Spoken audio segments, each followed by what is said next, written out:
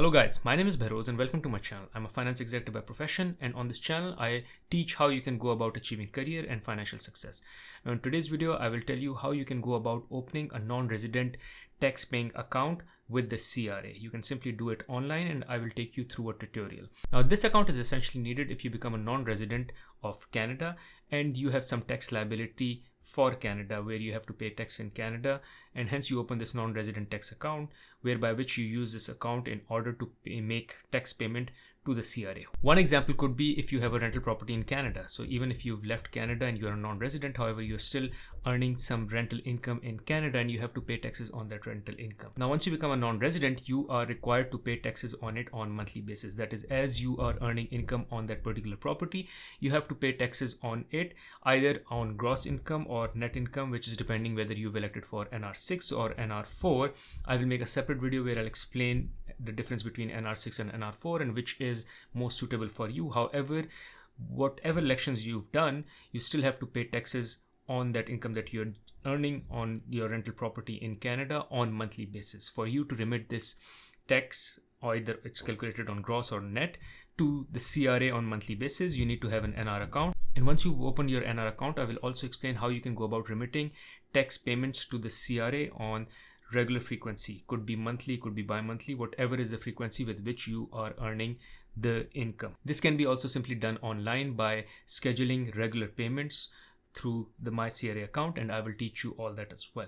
Now, in case you find value from this video, I have to ask for you. One, press the like button, as this means a lot for me. One, staying motivated, and second, improving the quality and the quantity of content that I post on this channel. And second is subscribe to the channel so you get notified as soon as I put a new content on this channel, which is pertaining to how you can go about achieving career and financial success.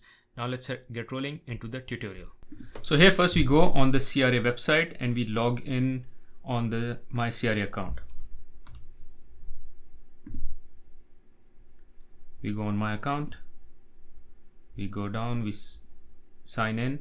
If you don't have a My CRA account, then you register, but I assume you already have a CRA account, so click on CRA sign in to go into your My CRA account. Put in your login details here along with the password, then you sign in.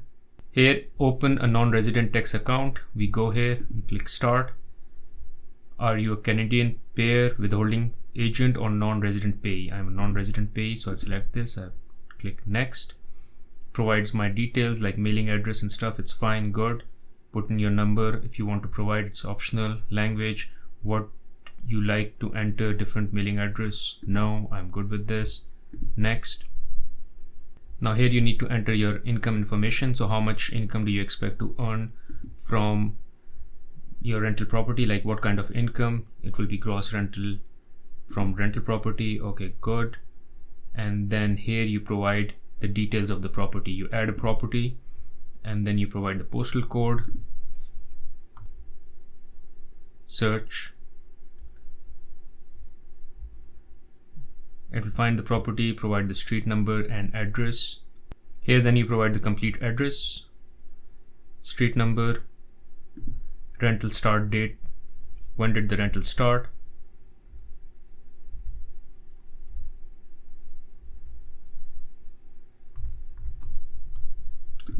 frequency of payments, how frequently are you getting paid your rental, monthly, what is the rental amount,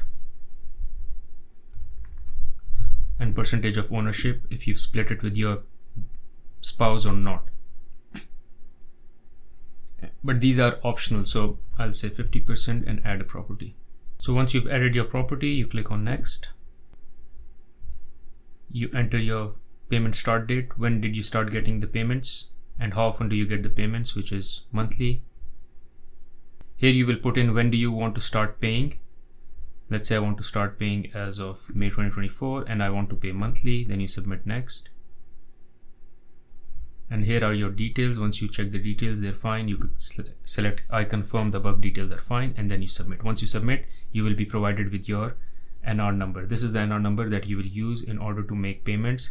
Every time you'll make a payment for that particular month, you'll receive a letter from the CRA confirming that that payment has been made.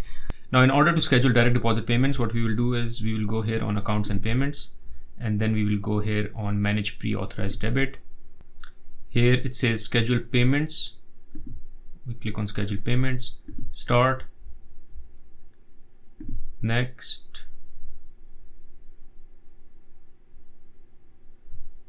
Here we select non-resident withholding tax part 3 payment, click next. Then you put in your non-resident account number here. Then you put in how often do you want to make the payment. I want to make it monthly. For how many months? I want to make it for next 7 months. The amount of payment each month should be 760, and the payment should start as of, I'll select June 6 for me.